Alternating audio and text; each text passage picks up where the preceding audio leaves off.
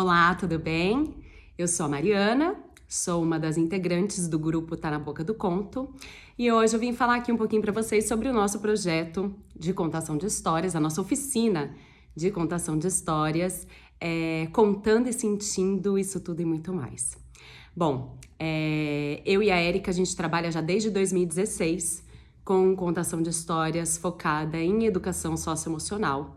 A gente só conta histórias relacionadas a sentimentos. A gente fez uma pesquisa super longa, selecionamos vários grupos, várias histórias, criamos histórias e abordando sentimentos com as crianças, né? E durante as contações a gente sempre pergunta, tem muita participação das crianças.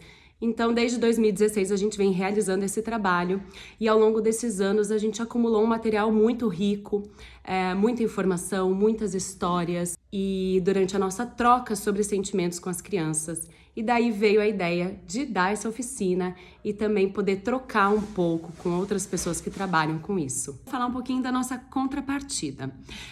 Para ampliar ainda mais a discussão, trazer novas referências, novos caminhos, novas perspectivas para o assunto de contação de histórias e educação socioemocional.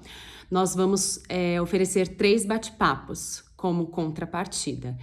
Cada bate-papo vai ter a participação de 2 profissionais e profissionais que nós vamos selecionar cuidadosamente, pessoas que trabalham com educação socioemocional. Nós vamos convidar uma terapeuta infantil, contadores de histórias e também profissionais da área da educação.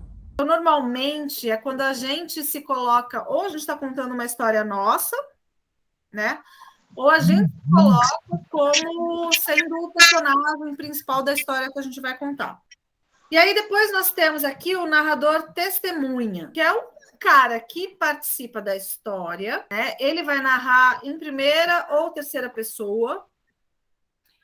O onisciente intruso, normalmente, quando ele faz os comentários, você começa a perceber que existe esse narrador tradicional, antiquíssima, precisava da combinação de um conto que fosse velho na memória do povo, anônimo em sua autoria, divulgado em seu conhecimento e persistente nos repertórios, com um contador disposto e a fim de comentá-lo para acontecer. Sim, tem um livro, né, que são vários ensaios do Walter Benjamin, e um desses é esse sobre o narrador. E ele diagnostica mesmo, né? O que acontece com o narrador oral, por que ele não existe mais.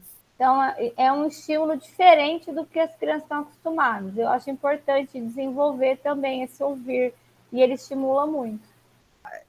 Quando é só ouvido, parece que a necessidade de ter esses sons que te levem para algum lugar, que te trazem o ambiente que a história está contando. Eu queria até ler essa parte que você citou, que eu acho bem importante também, sobre o que significa, né? O que seria a experiência? A experiência, a possibilidade de que algo nos aconteça ou nos toque, requer um gesto de interrupção, um gesto que é quase impossível nos tempos que correm. Requer parar para pensar nos recursos que a gente pode ter para contar uma história. Que lindo! É o passo a passo de fazer esses bonequinhos. Criar personagens com voz, trazer tom de voz que durante, né, criar desenhos vocais, falando do nosso sentimento. Então, por exemplo, vamos falar de tristeza hoje, vamos. Quando eu tô triste, eu me sinto assim, assim, assim, assim, meu corpo fica desse jeito. E o de vocês? E aí as crianças respondem. A ideia é trabalhar com as crianças, né? Como que elas reconhecerem e nomearem esses sentimentos através das histórias, né? Reconhecendo esse sentimento. É uma história que eu sempre tive vontade, mas nunca contei. Conto tibetano. Conto tibetano, tibetano. Está nesse livro aqui, ó. Não sei se você conhece. Não, você pode contar a história, se só mexe quando ela for falar. Tá. Pode só mostrar ela. Uma menina do laço de fita.